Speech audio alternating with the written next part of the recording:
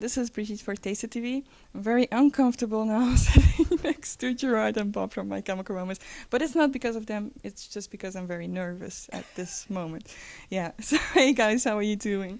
Good, how are you? Yeah, nervous. Don't be nervous.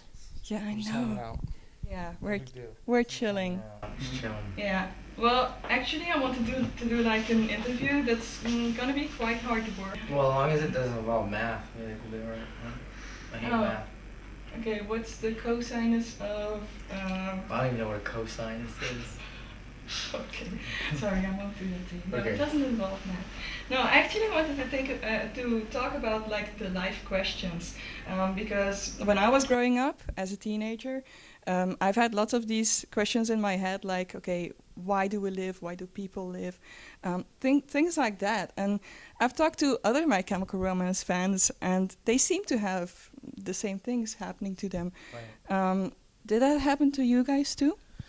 Yeah, I think you hit this period where you're in high school, and I think it's around the same time that you realize you're not like anybody else, and it's about that time that you start to question everything you were raised with, like religion, and you start to kind of question everything. And then by the time you hit college, or at least that age, you're full blown into it, like questioning everything and searching out new things. So I think that's very common. You're right about the high school times. But you want to figure out why things happen, and I think it happens when you're just sitting and you have time to really, by yourself, and you have time to really think about stuff. And that's what happens with me. I see certain things happening, and I wonder why it happens, and then I kind of go deeper into it, and I don't really have answers, but definitely think about it a lot.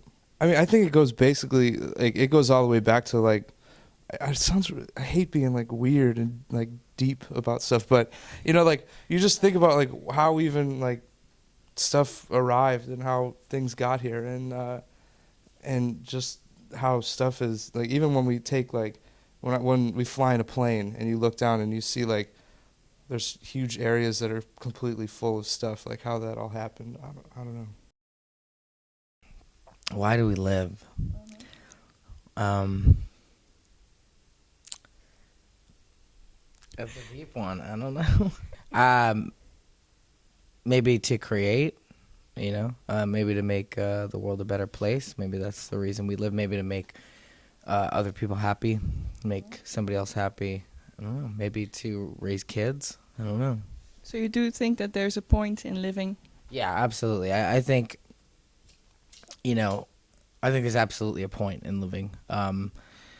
There would kind of have to be. I mean, there's a reason that we have intelligence, and we can speak, and we can think, and we can paint, and we can do all kinds of amazing things as people. Mm-hmm. And I think it's for a reason. So. Yeah. You seem like a quiet, shy guy. So is that you? I mean, let us get to know you a little bit better. Yeah, it's me. I've always been weird about having any, like, kind of focus on me. I grew up being kind of in the background of stuff, and that's still how I like to be, except I now have this thing where I want to play in a band, and the only way to play in a band is kind of put yourself in front of people. So I'm getting better with it. I'm dealing with it now. It's still uncomfortable to me, but it's trying to get through that is worth it to be able to play and do what we do. But I mean, you don't have to be uncomfortable. You just told me we're just hanging out, so I'm going to say the same thing to you. You're right. You're right. If you had to describe Bob, I mean, what would you say? No, Bob is really quiet. I think Bob keeps a lot to himself. He keeps a lot of things to himself. He's a very private individual. He's probably but he's also probably one of the hardest working people I know, and extremely has a very high attention to detail, and he's very involved in our operation. I'd say he's the most involved in the whole band as far as, like, stuff that happens day to day, or how, like, what are we gonna do on stage, like, how are we gonna get built, like, how many people do we need, a lot of that stuff. He's a big hand in that stuff. So I think he likes still being behind the scenes.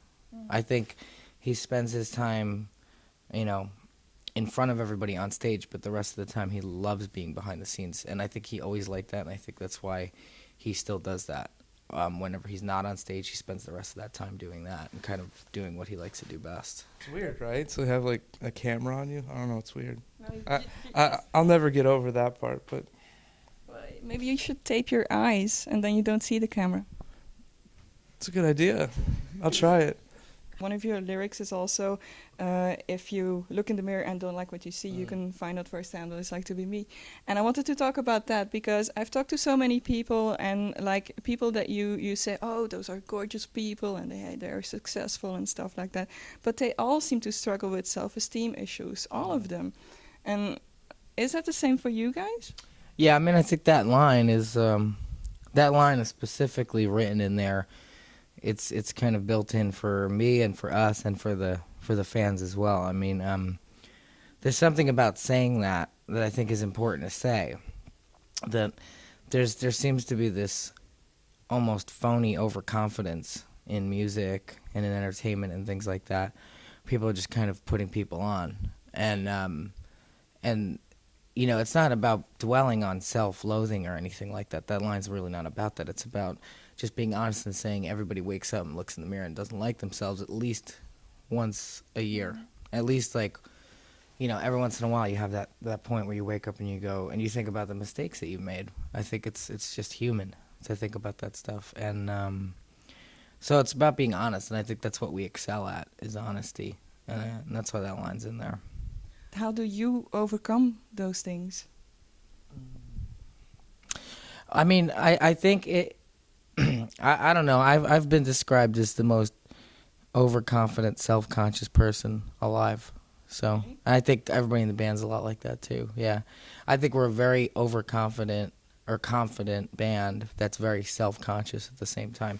You can be both at the same time, and it is about overcoming. That's the challenge. The daily challenge is to overcome, and sometimes we don't always overcome it. You know, sometimes you could have a bad gig. And because you didn't overcome that, or you could have a bad interview, or you could have a bad photo shoot because you didn't overcome that fear. But that's kind of the point of every day, is to overcome it.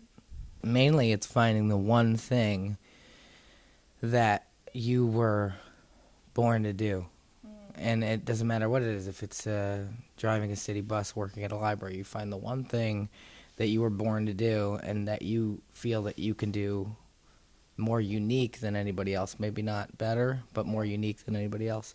And then you do what you do better, you know, and I think that kind of carries you, and you don't need to think about it. You stop hearing the voices. You know, you just kind of, and this band is a prime example of something that allows us. It's almost too easy. Like, it's an autopilot when you're in this band. When you get on stage, it's just auto. It just happens on its own. So I guess that means it was the thing that we were meant to do. I mean, that's Vince standing over there. He's a big fan of you guys. He came over from the UK. Oh, cool. And I'm going to let him ask the last question, if that's okay with you. Totally. Yeah? Hello there. Hi. My Chemical Romance has always been about kind of revenge to an extent, even back, like, from the beginning. Mm-hmm. And recently, with the release of Teenagers and the whole Virginia Tech thing, right, the press, particularly in America, have kind of taken that badly. Just to, like, set the record straight, what is your idea of revenge? I always saw revenge as a positive form of retribution, and you know, kind of a getting even, but in an extremely positive and non-violent way. I think that there's some aggressive and violent imagery in revenge, but it comes from the anger of the loss of somebody you love. That's where the aggression comes from. I tell you, the interesting thing about Three Cheers for Sweet Revenge is, by the end of that touring, I was on stage with the guys and I'm singing these songs about violent retribution, basically, but I had completely learned to forgive. And the kind of revenge that I felt that we had as individuals was living a great life. And I felt it was an extremely nonviolent way of having a revenge. I mean, we had now all these kids that were part of this youth culture, part of this movement in a way, listening to us, and they had somebody to turn to. We were a band that I didn't have in high school, and it was kind of revenge in a lot of ways for being picked on in high school or not fitting in, and I think that's what made it a revenge ultimately. But So having said that, by the end of the touring, I had learned a lot more about forgiveness and nonviolence, and that's what I was more interested in. So the place that the Black Parade was written from was a very nonviolent place, and especially the track Teenagers, because it is about something very specific that happened. And I would meet these kids, and I would hear these stories from kids, and it almost reminded me of a meat grinder from when I was a kid. It just felt like going to school felt like you were in a meat grinder, and it just kind of chewed you up and poured out this mess that couldn't function in society, and that's what that song really was about. And it was in direct relation to Columbine, and how suicide and striking out in anger or violence are very close. Back when I was in school, kids used to kill themselves. Now kids kill other kids, and I think that's a really terrible thing. So it's something we had a direct statement about. I mean, it's all the same with me. It's like revenge. When I think of revenge now, being, grown up is kind of any negative thing that happened in your life, kind of showing the positives of it and picking up the pieces and kind of, proving yourself and moving on with it. And I think we've done that, and especially with the Parade record, that kind of shows that. Alrighty, we've got to wrap it up there. This is Taste It TV, My Chemical Romance. See you around. Bye-bye.